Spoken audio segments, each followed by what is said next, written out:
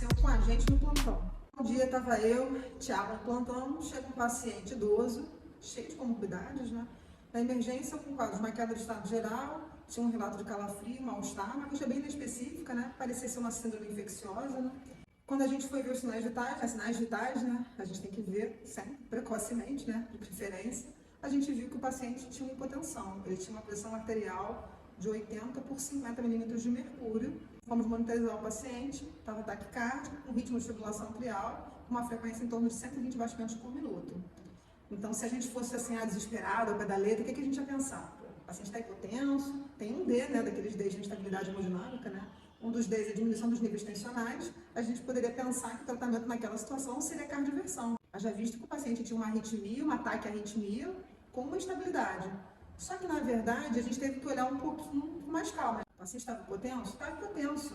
Mas ele não tinha um ataque cardíaco tão importante que justificasse aquela instabilidade hemodinâmica.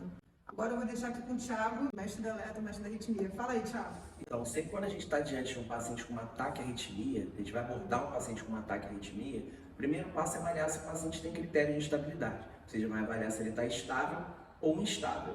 Critério de instabilidade, qual é? Rebaixamento de nível de consciência, hipotensão, são alguns critérios. Nesses pacientes que têm critério de instabilidade, a gente vai prontamente proceder à cardioversão elétrica. Porém, para a gente chamar de critério de instabilidade, esses fatores eles têm que ser atribuídos a ataque à arritmia. Nesse caso, o paciente ele tinha uma frequência cardíaca mais alta, em ritmo de fibrilação atrial, mas ele está apresentando um quadro de sepse pulmonar. Então, aquela instabilidade ele não tinha uma frequência cardíaca tão alta assim, para a gente atribuir aquilo à arritmia. Então, nesse caso, o tratamento é tratar o quadro infeccioso dele. Ataque à arritmia era só uma resposta compensatória ao quadro infeccioso. A gente lembra, o paciente está com dor, a frequência cardíaca aumenta. O paciente tem febre, a frequência cardíaca aumenta.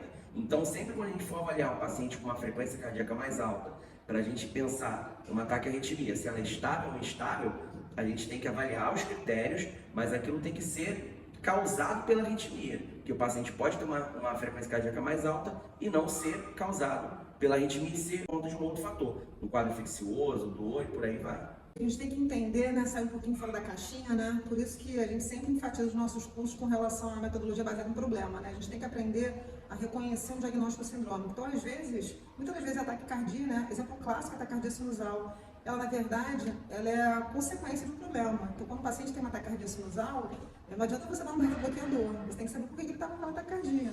Às vezes o paciente está séptico, às vezes ele está com embolia pulmonar, às vezes ele está com dor, está desidratado. A gente primeiro tem que tentar entender a causa, do porquê que ele está com ataque à arritmia. É muito comum o paciente idoso que tem múltiplas comorbidades, ele ser portador de fibrilação atrial. Então, às vezes, a frequência da FA, né, ela aumenta um pouco, mas é um aumento suficiente a ponto de dar uma redução do débito cardíaco. É por isso que a gente não cardioverteu o paciente, a gente fez volume, fez antibiótico, né, antibiótico precocemente, né, naquele survival sepsis que tem. O paciente, graças a Deus, ficou bem. E a gente terminou o nosso plantão e cada um depois tomou um cafezinho. Um abraço, pessoal. Espero vocês sigam nossas redes, né? Curtam e compartilhem aqui no YouTube. Um abraço, Pessoal.